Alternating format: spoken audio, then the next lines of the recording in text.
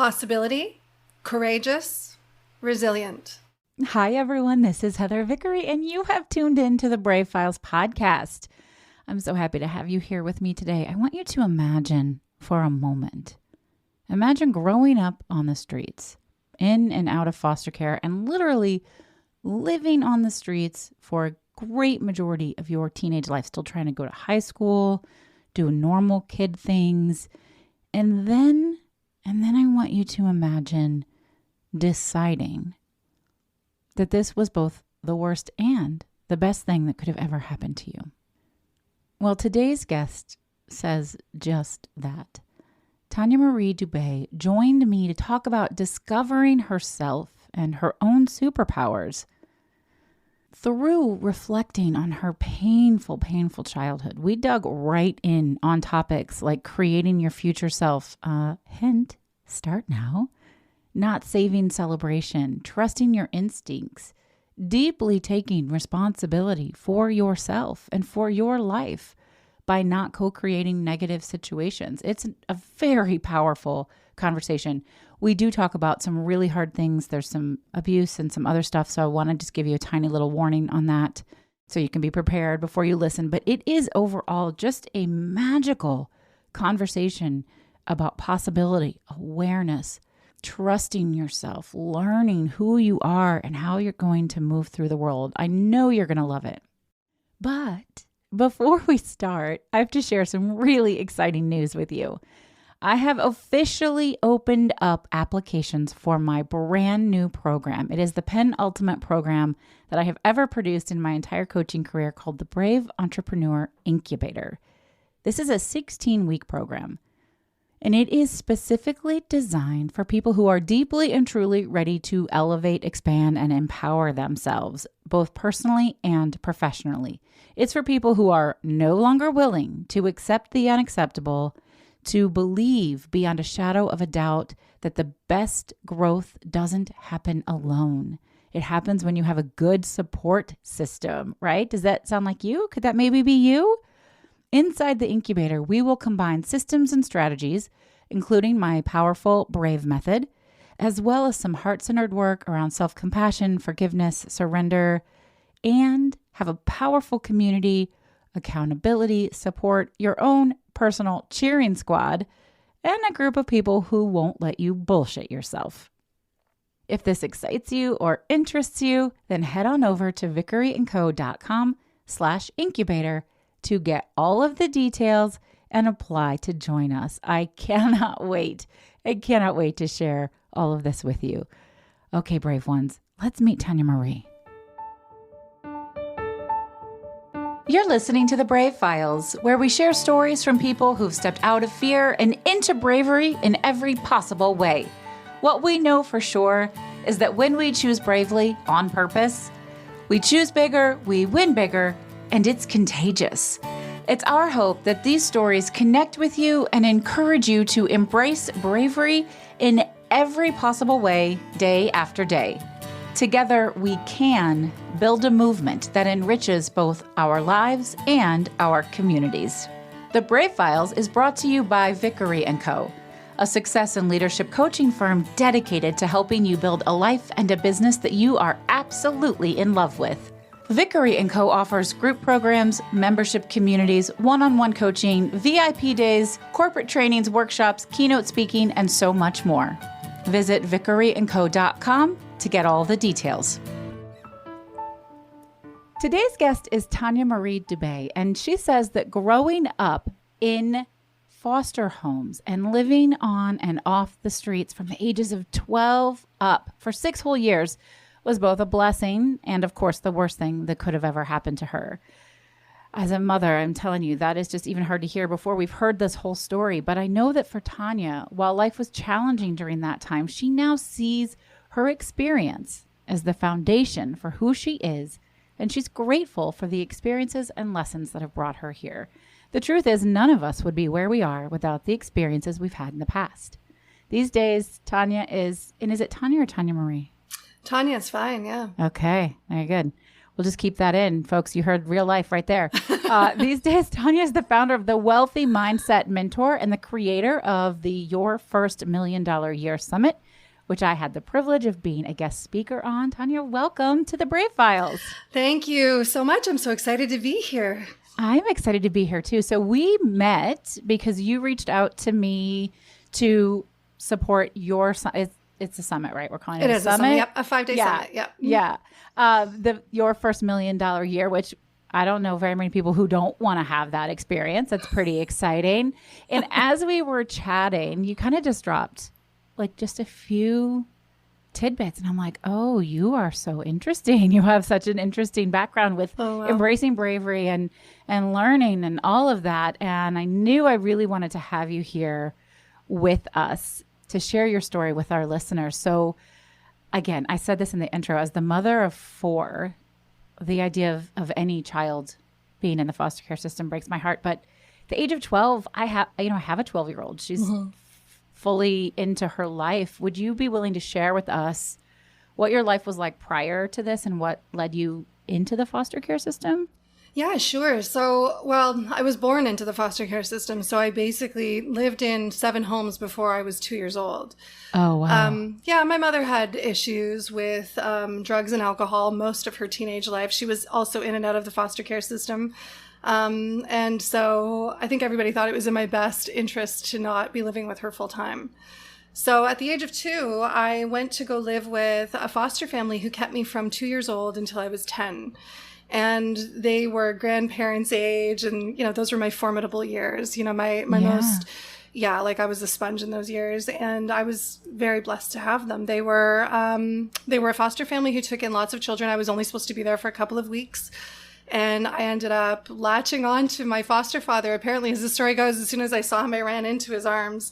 And then they just decided to keep me. And so every single year, when you're in the foster care system, they try not to get you too attached to any one set of parents, which is horrible, right? In its own way. So they move you around often. That's why kids often get shuffled around through the foster care system. So I call them my grandparents because I grew up with their grandchildren. My nanny and my papa, they used to go to court every single year to fight for me to keep me there. And of course, I'd have to have a conversation with a judge, and I'd have to talk about why I really loved it there, and so on and so forth.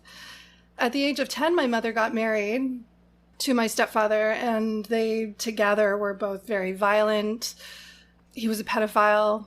Oh, God. I know it was pretty bad. It was a very, very violent household. And at 12 years old, I had $18 in my pocket, and I just decided to leave.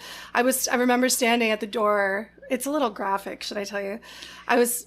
You can. We'll just warning. This section is a little bit graphic. If somebody wants to forward through it, we fully understand. Yeah. Yeah. I won't be too graphic, but I'll just say that my mother had just beaten me up. I was 12, and I was standing at the front door, and I was very badly beat up, and I was looking outside, and I remember her saying, "If you leave, you better run, because if I catch you, I'll kill you." Oh my God. I know. And so I went up the stairs. I had $18 saved underneath my mattress. I put it in my pocket, and I came back downstairs, and I stood at the door, and I looked over at her, and I just bolted. And she came running after me down the street, and that was it. I just ran for my life. Wow. Yeah, so that was the beginning of 12 years old. So that was a really trying year for me. 12 years old was very, very difficult being on my own. I've slept under trees, and I've slept in church bathrooms and in cars, and I've snuck in every window of every friend I ever had to sleep under their bed or in their closet, or, just trying not to be found out. My biggest goal, my biggest objective as a child going through all of this was to continue school. I was a straight A student from the word go. I heard someone call me a statistic when I was very young. I looked it up, decided that was not going to be me. So I was very into my education. If I got a 98% on something, I was very hard on myself. So for me, getting through school was the most important thing for me. And then, of course, as I got bigger, physically, I turned more into a young woman. It was very difficult and dangerous for me to keep trying to live the way that I was living. So that's when I decided to quit school. on my exit interview, I needed to wait until I was 16 so that they couldn't keep shuffling me through the foster care system. I knew this. So when I turned 16 years old, I went to my guidance counselor at school and I said, it's time for me to go. This is the situation I've been living with. I can't do this anymore. I'm physically too big to be sneaking into people's houses, or to be hiding under trees or whatever, right? Like I just was like, I can't live like this anymore. So I quit. And when I was leaving, he handed me this University 101 textbook on psychology. And he was like, you got to read this book. And I said, to be perfectly honest with you, I've been in therapy my whole life. I think I'm good. And he said, just take it, Tanya, just take it. So I took it. And now fast forward a little bit, I've got an apartment. I have no furniture, but I have a roof over my head and I'm so happy. And I'm sitting on my floor and I'm eating something I got for takeout. I have a job. And I have a little table and it has a pink ghetto blaster on it and it had all my tapes and there's this psychology book. So I'm sitting in my kitchen and I'm looking at it and I'm kind of like, oh, this thing is calling out to me almost on a daily basis. I'm just going to read it. So I started to read it cover to cover, not really understanding what I was reading, but started to read it cover to cover. And then I would go out into the world and I would discover somebody who had a problem that I just read about and how to solve it. And so I started to teach as a way for me to also instill it into my subconscious, like into who I was. I was determined. At this point, I was meeting strangers who, were telling me their misgivings, or they would tell me about their life. And I had this information to help them, and I couldn't believe how it felt. Like I'd never been through that before. I'd never thought of myself as able to help anybody. Now, let me just go back a little bit and say, growing up the foster care system in my neighborhood, everybody knew I was a foster kid. And so what was really kind of weird, but fascinating, is that adults used to tell me about their adversity when I was just like 8 years old. Just something about you. Yeah. So this has been going on for a long time for me. But back then I would go to bed at night thinking, oh my gosh, how are these people going to pay their rent? Or how are they going to feed their kids? Or they're not going to have Christmas. I get to have Christmas, like it was always stuff like that. So anyway, so now fast forward, that's a lot to manage as a little kid. I know. I thought so too. It's unfair to have that. Do you mind if we go back just a little? I know people are listening and I know, and I guess I want to be respectful. If it is too difficult for you to talk about, if you're feeling too many big feelings, I don't want to pressure you. But you literally lived on your own on the streets from 12 to 16? Like there was no... 12 to 18. 12 to 18. And it was on and off. Like I'd get help from people, right? So at 14 years old, I had to move wherever my mom and my stepdad moved because they were my legal guardians. I wasn't allowed to live. I live in Canada, so I wasn't allowed to live in any province if my mother didn't physically live there. If I ran away and I moved to a different province, the police would come and get me and they would bring me back. And take you back. So sometimes they would just decide to move. They probably planned it for whatever amount of time. But for me, I had a day's notice. I'd have to move to a new city and then they would drop me off somewhere or kick me out of the house. I wouldn't even know where to go. And that was my new life. So at 14, this happened to me and I got placed into a group home in Ontario. And so there I was only supposed to be there for 2 weeks and I was lucky to be there for a whole year. And then it went right back to living on the street again because they moved and then they kicked me out and that was it. So you would have to move with them in order to avoid being given back to them, right? And so when you would move with them, you did live with them for a minute until they got mad and... Yeah, it was usually like a day or two. I'd start up at a new school and then I'd come home and my stuff would be in garbage bags sitting on the front step. Like they just didn't want to be parents, but I struggled for so long to understand why that, why do it that way? And as a parent now, it's really difficult for me to think, oh my God, I can't even imagine putting my child in that position. No way. Has there ever been an opportunity for you to ask that question or have closure? No, my stepdad died not too long ago. Well, I think it's probably 10 years. I don't even think about him really, but my mom passed away. It's over 20 years now. Wow. I never got to really ask her anything. She I don't know, when someone I think goes through so much adversity themselves and they're struggling so much to figure out who they are as people, I think it's hard for them to imagine themselves as the bad guy. I can't say for everybody, but that was my experience with my mother. And so I think it was on her deathbed. I wasn't there for that, but on her deathbed where she wanted my aunt to tell me she's very sorry. Yeah. It's interesting. I mean, I think that's very common, right? When you know you're not long for the earth to want to make those amends in some way. Yeah. I was just going to say that, I think when I was going through it at the time, it was really hard. Like at 12 years old, I found myself sitting behind a church wanting to end my life, and then you make it through. Like at 12 years old, I heard a voice say, and I'm a very spiritual person now. I'm not a religious person, but I'm a very spiritual person now. I heard a voice that said, just hold on till you're 18. Just wait till you're 18. And I thought, oh my God, that's 6 years away. 6 years of this. Like how am I supposed to do that? And I don't know. I just trusted that I would figure it out, I guess. I was a pretty resourceful kid. I grew up in foster care. It's not like I was sheltered my whole life, right? So how do you, I mean, is it, if you were to look back, which of those survival skills do you count on today? Like, is it like just knowing that 1 minute at a time, 1 hour at a time, like you're going to get through it? Like when things really suck, like what shows up for you now from that experience? Oh my goodness. So, well, this is how I could walk out of an almost 20-year marriage with my 2 children. I had no job and no idea what I was going to do. It was scary. It took me almost that long to leave, right? I should have left after 3 years in this relationship. I stayed that long. We had children together. I tried to make it work. This is the thing. I know that at the end of the day, everything works out the way it's supposed to. If my belief is that I can do it, then my energy is that I can do it. Then my actions is that I can do it. So that, I mean, it's resourcefulness. It's knowing that even though it is so hard, it will work out. If your heart is in the right place and it's really what you want to do, you'll find a way. I mean, you'll find a way. And most people will wait until they have no choice.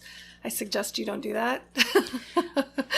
Right. I mean, I think you're right. A lot of people do wait until they absolutely don't have a choice. And maybe for many, it's because they don't have the lived experience that you can create change before you have to. And then sometimes we stay. You said it yourself. You stayed in that marriage longer than you should. So sometimes our ability to suck it up and get through doesn't serve us either. Oh man, I could not for the life of me. It had me really worried for a really long time. I knew how to take care of myself really well. Did I know how to also take care of 2 children that were small? I was like, oh my Lord. I waited until I couldn't wait anymore. Like I couldn't imagine myself as a single mother with a baby and a 6-year-old. You know what I mean? Like I just couldn't. That was too much for me to handle, for me personally. I know there's loads of women who are like, I'm out. I'll figure it out from that young age. And for me, it felt like it was so overwhelming. I had to at least wait until my son was 5. I understand. Yeah. And we're all on our journey. We're all on our own journey. Yeah. Really is what it is. So, yeah. But I agree with you that everything works out. Like it's always divine timing, and it doesn't often feel that way. I find for me, it can feel really shitty, and then we can still know that what's meant for us will find us. Yeah. But that's hard to even want to be true when you're a kid on the streets, right? Or when you're in an abusive relationship, or when you're grieving something. Like you're like fuck you. Right? Like, well, what do you mean what's meant for me will find me? Like, oh my Lord, I don't want this. I honestly, one thing that I learned from when I was really, really little, like my papa, my foster dad, he used to always say, just trust. And I remember, because we'd be talking about my mother. My mother would sometimes come get me. Most of the time she would forget about me, and so he would say, just trust that everything is fine. Just hold, just hold it in your heart. Everything is fine. And, one step at a time. Don't worry about what's going to happen next weekend. Don't worry about what's going to happen, down the road. Just right now is what you got. So what are you going to do with right now? And I remember holding on to that when I was going through all of that craziness, just one thing at a time. And it's something that helps me now. And sure, yeah, I can forget that sometimes like everybody else and, like overwhelm myself with too much to do or in my business or, running my home. And I can get overwhelmed when I start thinking, down the road because we're planning. But always when you start getting into that overwhelm, take some deep breaths and just ask yourself what you can do right now in this one moment, just one thing at a time, and then just tackle that thing. I love that. So you dropped out of school at 16 because the back and forth and the moving and all of that. What happens between 16 and 18? So 16 to 18, I was wild. I was an untamed child. I was making more money than all my friends. It was probably, I don't know, $30,000 or $35,000 a year. May I ask how? Yeah. So I started off serving, like I was waitressing. Okay. So I wasn't making that kind of money with that. But right away at 17 years old, I got a job. I had some regulars in this coffee shop that I worked at, and they were all construction workers. And so they asked me if I'd be interested in a receptionist job. And I was like, yeah, okay. All you old guys are asking a 17-year-old girl if she wants to work as a receptionist in your business. I was like, is there really a business? So I ignored them. Did you feel safe? Yeah. Well, I ignored them for a while. I mean, I've always been very talkative with people, so I've never been afraid of people. Even men, I've never been afraid of men, really. When I was little, a little bit more so, but now, no. But I ignored them for so long. And then finally one day they were like, really, we do really have this position. We're going to fill it. Are you interested or not? And I said, okay, let me come by and see. So I needed to make sure that it was legitimate, and it was legitimate. So I said, yes. So I took this job. Lucky. And divine timing, right? Divine timing. And so this was the job that gave me my first bit of money that I was able to know that I could pay my rent and have food on the table. Even though I couldn't cook to save my life, I had the money to buy takeout. There you go. Which was good. And it was fun and it was great. And then at 17 years old, I backpacked through Western Alberta. And at 18, I backpacked across the country. Wow. Yeah. Wow. I mean, it's fascinating. Have you ever heard the term just sort of, I also am spiritual and not religious, but this like touched sort of thing. Like you had this terrible experience and yet something was clearly protecting you. I know. Oh, I think about this all the time. I just had this morning I was interviewing for my show, and I was having this conversation about intuition and how guided I have been by my intuition my entire life. Like not even, I don't know. I've always listened to that voice, that has said, like watch out. Like I'll give you a really good example. When I was 14 years old and I lived in that group home, one of the things that, all the counselors who worked there were absolutely amazing. And one of the women that used to take care of me named Allison, she used to always say, what I want you to practice is awareness when you're walking down the street. Don't take the same route twice. Just don't. Try to find fun in taking a different route. It's okay to get lost. You'll find your way out. You know how to ask questions. Don't worry about that. So one day, not thinking, I'd left the group home for school. I was running a little bit late, forgot something. I had to run back to go get it. And I came back the same way. And I'm walking down the street and I saw down the road, I lived in Windsor, Ontario at the time, and Windsor is a car factory town. So if you can imagine, everything can be kind of spread out there, right? And it's not too busy. So I'm walking down this kind of lonely road, and across the street is this like weird building. It's like in the middle of a whole parking lot. And it looks like a coffee shop or an ice cream shop or something. And my intuition told me to go over there. And there was an old man standing outside, this older African man, and he was smoking a cigarette. And I said to him, do you know what time it is? I don't even know why I said that. I was told to say that. So I said this. And so he said, your boyfriend's following you. And I said, my boyfriend. And I went to turn around. He's like, don't do that.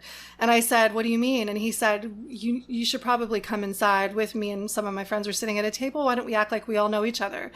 And I literally looked at him and I said, you're not letting me look behind? That you want me to go into this building with you? Are you going to kill me in here? Like, I was just like, what? Yeah. So he said, do you trust me? And I was like, yeah, I do. I just felt totally safe with him. And I went in, I sit down with all these old grandpas and they're all playing cards. The man sits down and he's like, everybody, we're going to pretend like we know her. She's being followed. So this crazy man comes up to the window of the shop and puts his hands around his eyes and he looks right up against the glass and he's staring right at me. And this man that I was with said that he saw him following me from way down the road. So anyhow, so the man wasn't leaving. He was standing outside. He looked really crazy and scary. I didn't know what I was going to do. And so the old man who had asked me to go in with him told the lady at the front counter to call me a cab and they were going to pay for it, have them come to the back door and I could leave. Like, it was so crazy. And so there's stuff like this that has happened to me my whole life. Don't go over there. Stay over here, hide yourself, don't talk to that person, it's time to leave, where's the exit, like all of this stuff constantly. Yeah, so I follow it to a T. Yeah. Do you know your human design type? Have you done? Yeah, I'm a 5-1. So that's your profile line. Do you know what type you are? No, I don't. That's okay. I did this the other day. Someone asked me and I found out 5-1. It's funny. I just pulled somebody else's chart as a 5-1 this morning. People are listening. We're like, what? You guys, I'm getting certified in human design and it is game changing. And intuitively, it was also one of those things where I saw it and I was like, I need to know this. And now I'm learning about it. But I'm super curious. Maybe when we're done, you'll let me pull or view your chart. Yes. Because I'm wondering if you have either a splenic or a sacral authority, which is how decision making. Your authority is your decision making. And I have splenic, which is like instant hits of listen to this. This is here for you. Whereas sacral is just a constant knowing a yes or no. And so I'm practicing learning. I'm practicing. Oh, you can practice on me for sure. I love it. But it sounds like we're aligned in that way. I find myself in situations that I'm not sure how I ended up there or why I'm pursuing this or traveling this route. And as I learn, I teach and I share. And so I think that's very similar to what you've done. Yeah, we sound the same. You same. left high school, but you clearly got, I don't know what the Canadian equivalent of a GED is. Yeah, a GED. Yep. It's the same thing. Yep, okay, same thing. very good. And then you went into university to study psychology. Yeah? Oh my Lord, I never thought that was the biggest dream in the world for me. It almost makes me emotional thinking about it because it was everything for me to be able to go. I'm looking right at you and I see the look in your face. It's making me emotional. I'm sorry. No, it is a beautiful moment to witness this. It's joy. It is. You all could see it. It's joy. It's almost wonder at doing. I call myself a creator of unrealistic dreams, an achiever of unrealistic dreams. And I feel that for you in this moment. I see it on you.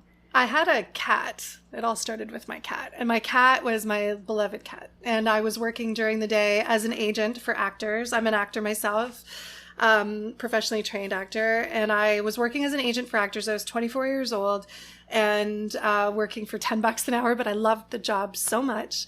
Then my cat fell off my balcony, was missing, broke his leg, and needed to have massive surgery.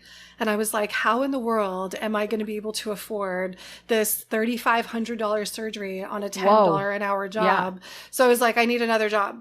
So for the longest time, I said I got into like administrative work at 17 years old. I knew how to do that. So I looked for a job that I could do that and keep my day job just as an extra job to pay.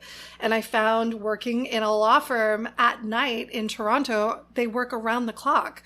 So I was like, I can do that. Sense. So now I have this job, I pay for the surgery, and I'm like, hold on a second, this is my ticket to go to school.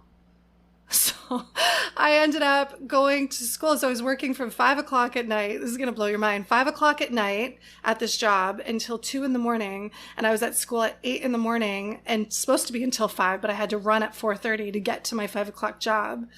Take a quick 5-minute nap. I'm like the queen of 5-minute naps. And then get into my night, right? And so I kept this job for 3 years. Wow. Yeah. 3 years at one law firm, 1 year at another law firm to finish. And yeah. What are you thinking at this time in your life? Are you just sort of in a do phase, a creator, like I'm going to do the thing phase, or like, what are you thinking? I'm always like that. I'm going to do phase constantly. I'm always like this. But what I was thinking was, oh my gosh, this is like a gift. This is like the biggest gift in the world. I was so grateful to be able to go to school during the day.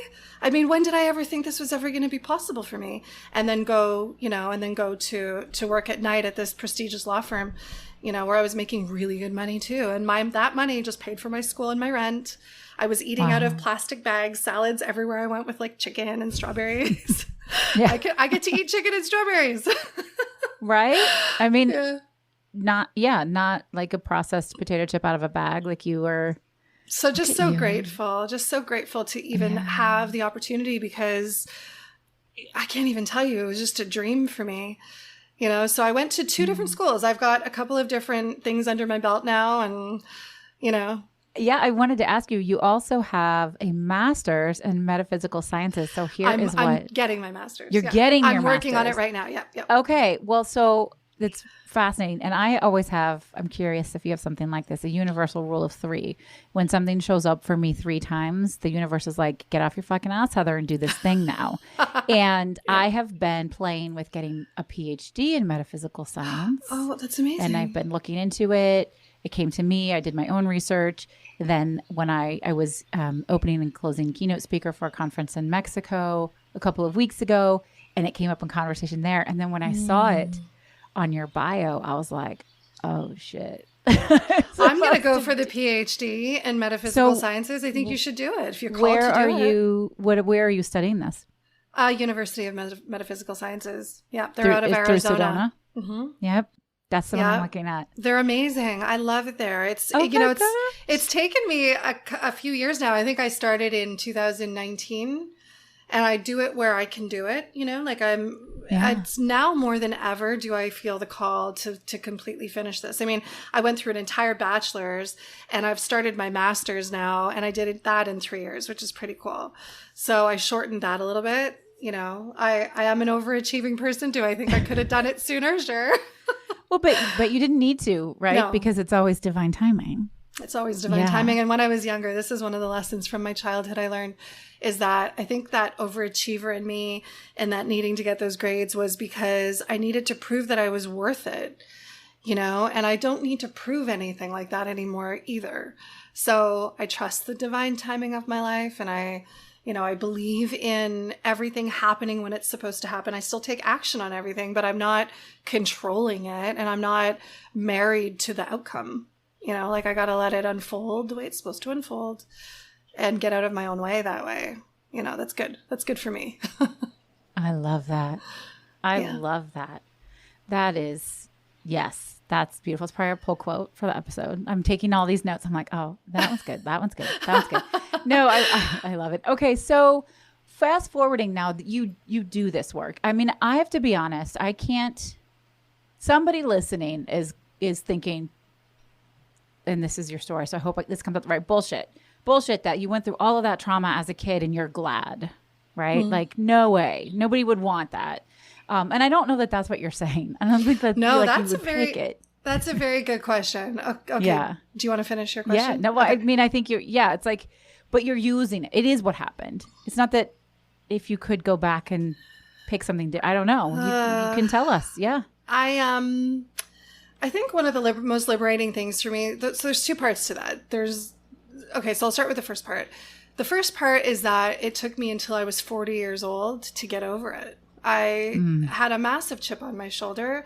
I didn't know what I was doing. I got myself in the wrong relationship with, another situation that was not good for me. I made one bad choice after the next with relationships my whole entire life. I surrounded myself with a lot of narcissistic energy.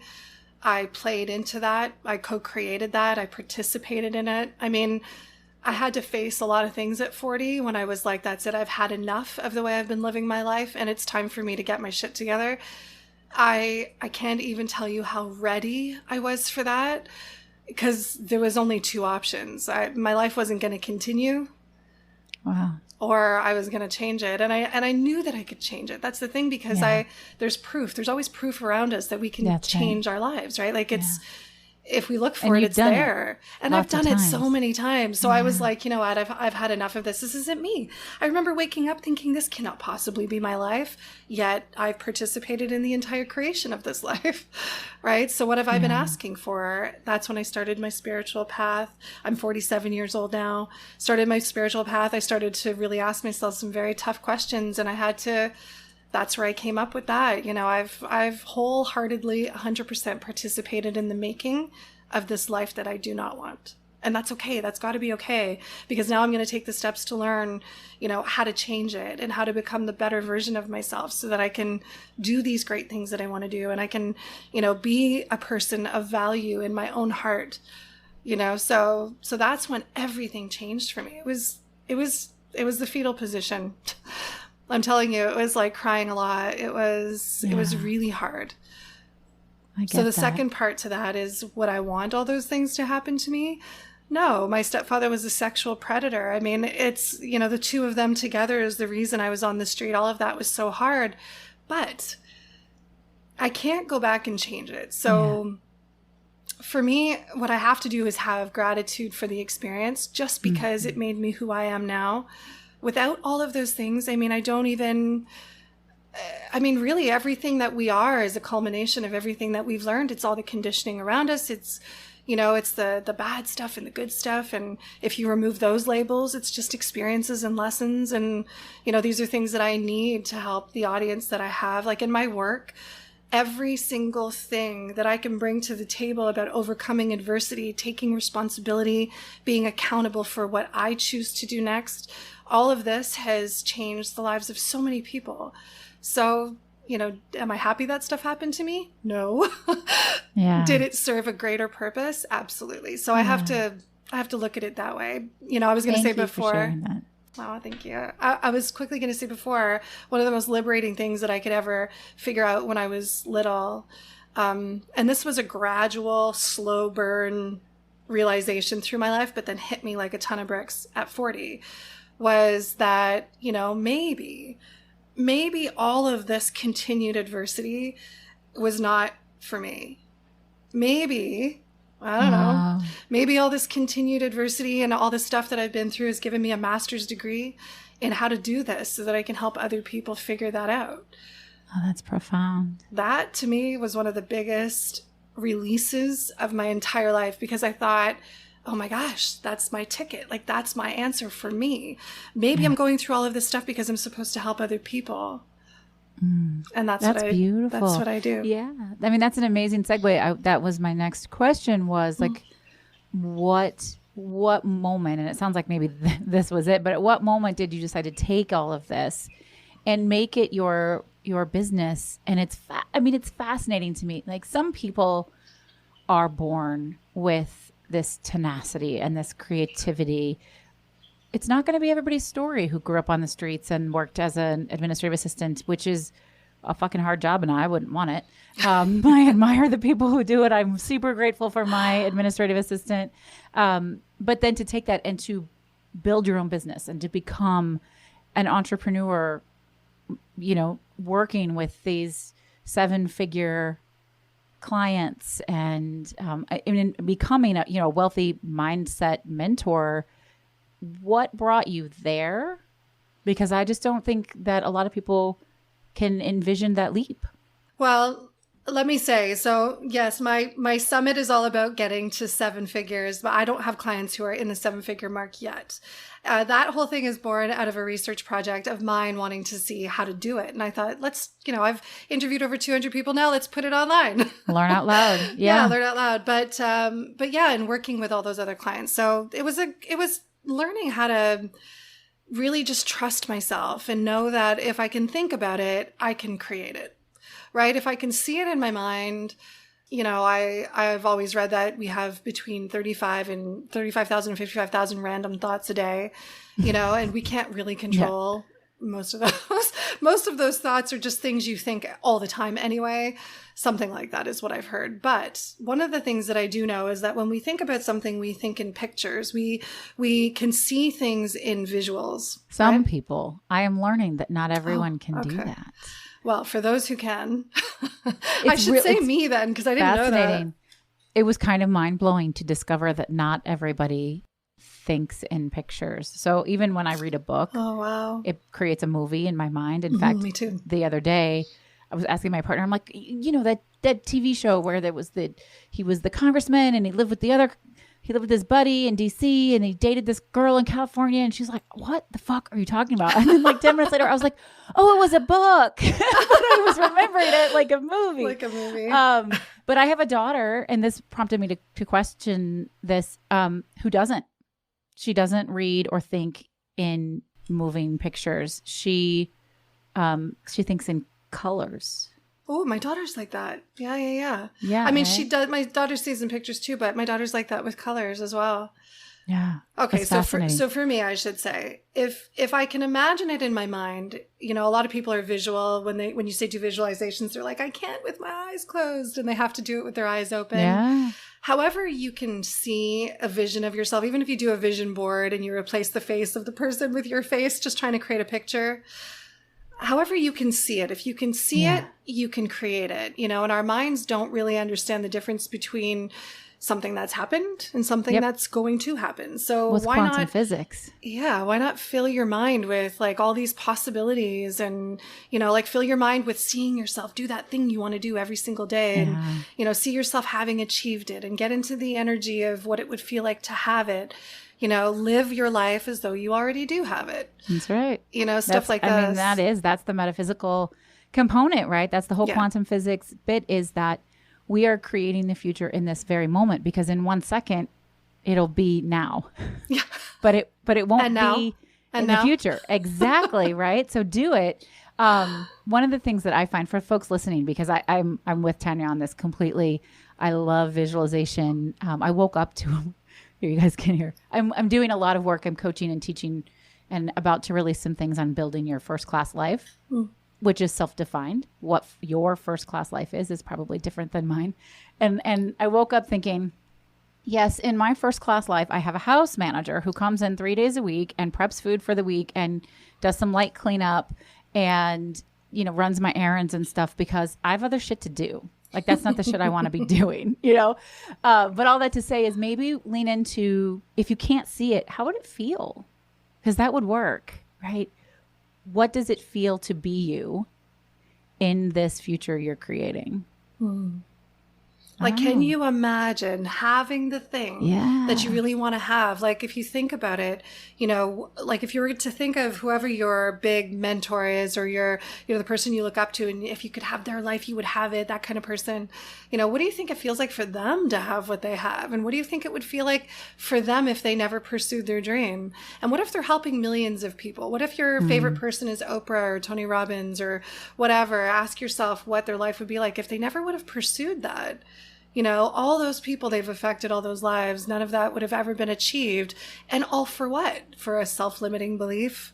Yeah, no, right? I hear it. And there's so much around that with intention. So I got to see Oprah keynote speak at a conference in 2019, which was life-changing. It was actually Oprah and Barack Obama and I would love that. Richard Branson. And it was just all around fucking incredible. But Oprah did this whole thing, and the whole thing was gold, and it was just, pure magic. But she talked about the power of intention, and she told stories about how she ended up being intentional. And she kind of closed by saying, everything I do, from what I wear to what I eat to where I live to who I interview, where I travel, I know why I'm making every decision I make. And you might think that I have the privilege of being intentional because I'm Oprah, but I am here to tell you, I'm Oprah because I chose to be intentional. What? Oh, I love that. I love her. Right? I cannot tell that story without getting chills up and down my whole body. I tell it all the time. But to me, that's what you're saying, right? And I believe you've done that. Like when we hear your story, you did visualize, you did imagine and intentionally move towards what you wanted instead of allowing your circumstances to be your story and instead of staying stuck. So now you've moved into supporting other folks. Can you tell us a little bit about this business that you've created and how you help people and what that feels like? Absolutely. So I started the Wealthy Mindset Mentor as it's a membership where we get to sit together and we get to go through a lot of different things about money blocks, a lot of different things about mindset issues, a lot of personal development work. And then there's like a sales component to it as well. Sales, I love sales. I needed to have sales somewhere in my work just because I think it's fun and it's exciting. And so, of course, a part of my membership teaches about sales and how to get in front of clients properly. And so we do this thing where we get together and we get to practice on each other before we go in front of our clients. We get to try on one another some new stuff. And it's the place, I wanted it to be like an acting, workshop where we get to come in and we just get to be ourselves and try some new shit. If it doesn't work, it doesn't work. And if it does work, fantastic. You get to learn off of one another. That was my idea for this. So the whole thing is this awesome membership. But the summit series that I end up doing is always just to teach something new. Like that's where my creativity, my intuition will be like, you got to do this right now. I love it. Which is how I found you. This was the thing. Yeah. I was like, okay, fine. Like, I feel like I'm arguing with someone. Okay, yes, I'll do it. Like a good old fashioned Google search, right? Like I'll find, I love that. Yes, yeah. So, fine. Okay, universe. Fine. I hear you. I'll do it. Yeah. So it's like, and then I'll come up with the next one and then we'll just do that one. And that'll be fun because I love the idea of getting a whole bunch of people together who have all these different approaches to the same thing. And then let's just talk. Let's just get it out there and get it in front of as many people as we can. I think that's super fun. Yeah. And it's just something that I love to do. Oh my gosh, that's so cool. Well, can you tell people, like in one or two sentences, what is wealthy mindset? Because I think a lot of folks struggle with, they want wealth and money, and we have money issues. Lots of people do. But we want it. Most of us, we want it. So when you attach the word mindset to the word wealthy, what are you talking about? For me personally, I mean, now that you know all about my life, for me being wealthy, it almost has nothing to do with money. Yeah. I think that the money stuff, that part of it, and, by the way, I think it's really important to change the way we look at money. I think the way we look at money and the way that we hold ourselves back from it is why we don't have it. Absolutely. But that's a whole other episode maybe. But yeah, to me, being wealthy is all the other areas of your life. Like, can you have conversations without being triggered? Have you done your personal development work? When you say that you want to have a certain kind of partner in your life, are you that person? When you have your list of all the things that you want your partner to be, are you there yet yourself? Can you, are you resourceful? Can you throw something together and help yourself? What are your interpersonal relationships like? Like all of that stuff combined means wealth to me. And then if you can add money in there, then you're rich. Yeah. Right? Yeah, for sure. I love it. Abundance. My accountability partner, Eddie, who we've worked together as accountability partners for many, many years, he does a daily, twice a day, 5-minute abundance meditation. So all he does is he sets a timer for 5 minutes and imagines himself in his most abundant state. I think it's cool. That's amazing. I love it. I don't have a lot of patience. I do EFT tapping meditations, but actual quiet meditation, I'm not there. I need to be moving and talking, but I love EFT tapping. And I use a lot of EFT tapping to break through scarcity mindset stuff and to embrace that abundance mindset. Have you read A Happy Pocket Full of Money?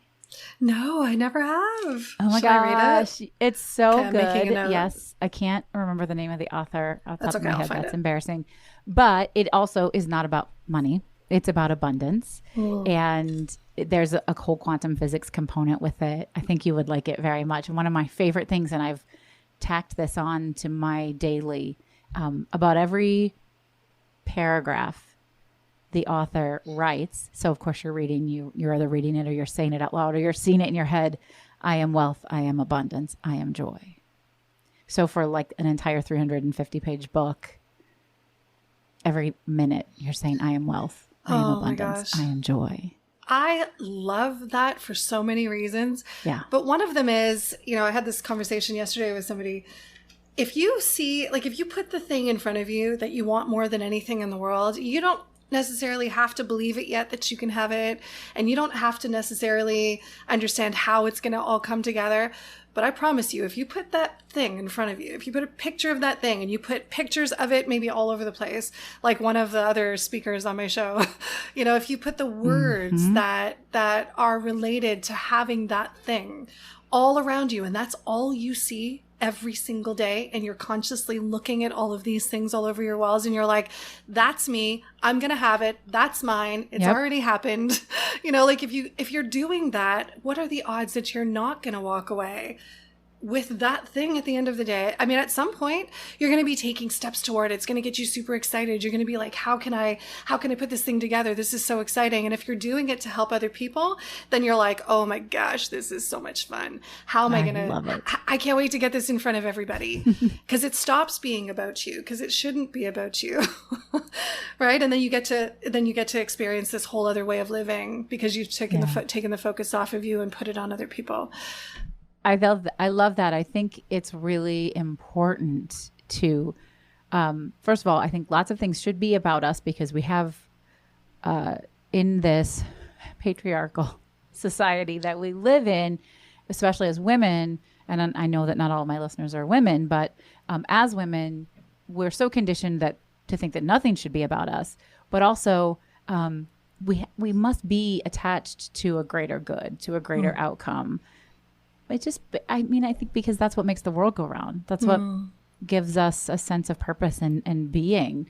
We're not solitary people. We're not designed to be alone on our own in the world. We're designed to support one another. So I love that. I love that you're doing that. And this seems like a great opportunity to ask you, how do you like to celebrate? So much to celebrate for you. I love, being able to afford certain things in my life has always been a dream of mine. You know what? I buy a bottle of Veuve Clicquot. Yes. Right? I only like the good stuff. My kids and I will pick a spot, like somewhere that we want to go, and we'll just go, for a few days. It's, like we do stuff like this together. Every celebration that I have with my children too. Like we do it all together. Even in building my business, I ask them what their goals are when I achieve my goal too, because we're all working together, so we celebrate a lot of things together. But yeah, that's how I celebrate. But I got to tell you, I believe in celebrations all the time. I don't wait for something to celebrate. Absolutely. That's not to say I drink Veuve Clicquot every day. Right. Well, so what does that? Yes, because I think those are beautiful, big celebrations. You've accomplished something you've worked hard for, you've set out for. You were super intentional about. But what about those smaller ones? Because I agree. And that's why I ask this question in every episode, because I know for a fact that the more we celebrate, the more we have to celebrate. And it builds confidence and community and courage and all of those things. So what about on a small daily basis when just something little happens? How do you acknowledge that and bring that celebration into your life? I have to go back to the idea, like if you can imagine, what my life was back then, and even when I was unhappy in my marriage, and I'm here now, like where I'm standing now, I look back and I think, holy moly, like I intentionally back then decided that I wanted to create my life so that I could have the time to do what I want to do when I want to do it. And that's how I live my life now. Back then, when I didn't have the luxury of that, I would make the time for things. Like when I had a 9-to-5 job and I was doing administrative work, yeah, for sure. I made sure that my bosses knew, hey, I don't get sick, but I will take those 6 days as personal days. And I will tell you that it's a personal day. And when I need it, I'm going to take it. And they would always say, of course, if I am allowed to have 2 breaks a day, then I go have 2 breaks a day doing whatever it is that I want to do. My hour-long lunch isn't spent sitting at my desk. My hour-long lunch is doing whatever I want to do for that 1 hour away from everybody. Good for you. Right? So even now, like in the middle of the day, I'll sometimes be like, I'm going to go have a bubble bath just because I can. Yes, me too. I have an hour. Like I'm going to go just relax, right? Or I'll go to the ocean with my kids. We just go jump in the ocean and then come back home. Like I love it. My kids are homeschooled, so we get to do stuff like that too. But how old are your kids now? My son will be 12 in March and my daughter is 17 in October. Nice. Yeah, I love that. I love that. And I'm all about, if you have the privilege of working for yourself and managing your own schedule, or even if you're just work from home, take a moment, do some things that bring you joy, experience them. And I tend to go to the bathtub when I'm feeling overwhelmed or stressed, or I can't come up with a creative solution to a problem. I'm like, let me just go and be in the water and see what shows up for me. Isn't that nice? I love that. Yeah. Any time of day. That's perfect. It's beautiful. All right. So Tanya, can you share with us what your favorite charitable organization is to support? Yeah, so I thought about this a lot when I was told that, this would be a question that I'd be asked. Something my kids and I do intentionally is I don't support one charitable organization. I do a lot of different things where I can, but I make sure that like one consistent thing for me is the food bank. And the food bank for me, the reason that I support the food bank is because when I was really young and had no food, I remember going to the food bank and I was shy about it. I was like, I don't know how old I was, 14, 15, something like that. I went to the food bank, or I must have been 15. And I said, I don't have an address. Like, can I still participate in this? And she looked at me and she was like, oh my God, you're so little, right? Like I was so young, and she was like, come in. So normally they had boxes that they'd already have pre-filled for people to take home, but there was so much stuff that you needed to cook that she was like, okay, let's make a box. So she took out all this stuff because I didn't have a way to cook it, and she replaced it with all of these other things that I could eat. I had to get my hands on like a can opener or whatever, but still, I mean, it was processed food. I didn't care. It was nice that I had it at all. Yeah. Right. So, and then I went back a few more times after that, and they were always so sweet and so kind to me and kind to everybody. Like that was the other thing. That was my experience with them back in the day. So now if they're ever a part of my grocery store, which they always are, when you do your groceries, and you can also buy $5 or $10 bag of groceries for a family. Every grocery run we do, we always purchase them when they're available. And then of course you do what you can in other ways too for the food bank. But yeah, I love that. That's one for me. Yeah. So go support your local food bank because they save lives. Yeah. They really make a difference. We have a little free pantry right outside our local library. And inevitably, it gets filled in the morning and it's empty by the end of the day. It's actually a really interesting conversation. So one of my neighbors said, why don't we each take a day of the month and we make sure we fill it that day? That way, at least we know once a day it's getting refilled. And we've been doing that for, 5 or 6 years now. But I had a conversation with somebody several years ago. This was so interesting. And she said, I wouldn't want to put food in there. What if somebody took food out of there who doesn't need it? And I said, who would take food out of the little free pantry that doesn't need it, even if it's because they're mentally unwell, right? Like I wouldn't take food out of the little free pantry, right? If you take it, you need it for some reason or another. Yeah. And I just choose for that not to be my approach to life. My approach to life is I would rather give something to somebody who doesn't need it anytime, any day.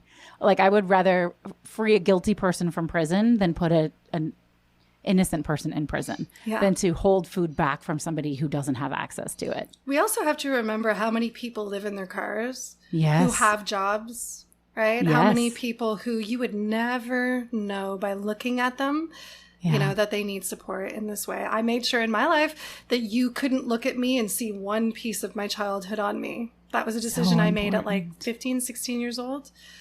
Yeah, you would never know sometimes. So sometimes it might look to you like, that person doesn't need it. They probably do. Yeah, you're right. They probably do. Yeah. Don't judge. It's an amazing rule to live by. Yeah. All right. So Tanya, I know that the summit is over. Can people still access it? Yes, if they want to? So if you publish this episode before Monday, which I'm not sure you're going to be able to do that.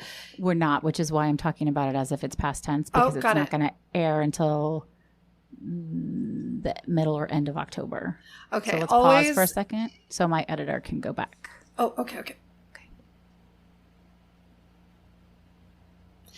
One way that people can always find what's going on with me or, what kind of show I'm holding or what I'm involved in is just to go to my website, Tanya-Dubé.com.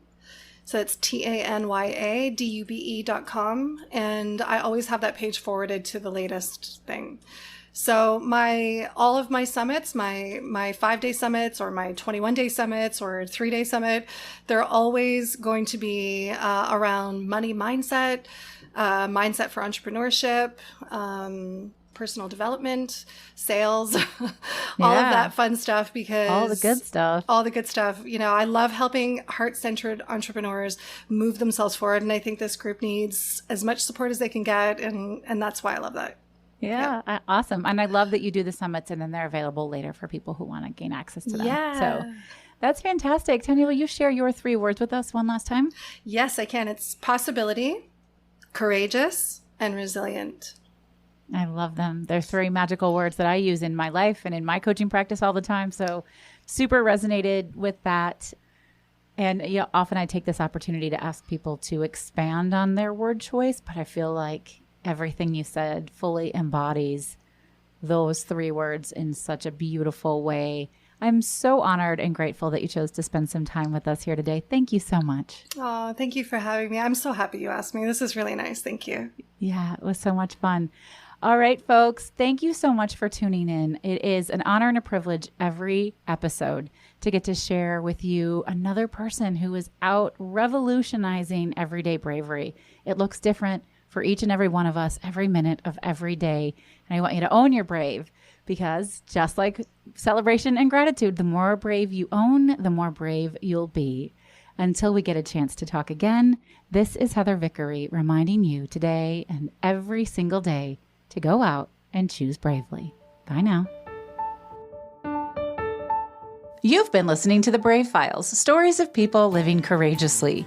Visit us at thebravefilespodcast.com to learn more about the show, find our show notes, and access full episode transcripts. And we'd love to know what you think of the show. We invite you to connect with us via Instagram and send a DM. You'll find us at The Brave Files Podcast on Instagram. Our music was created and produced in a custom collaboration with Matt Lewis from ML Creative Consulting, a boutique firm dedicated to helping clients identify their unique sound and amplify their brand with custom-delivered soundtracks. Special thanks to everyone on Team Brave, from our audio engineer to our producers, associate producers, copy editors, writers, and support team. The show wouldn't exist without them, and we are eternally grateful. I'm your host and executive producer, Heather Vickery. Thanks for tuning in.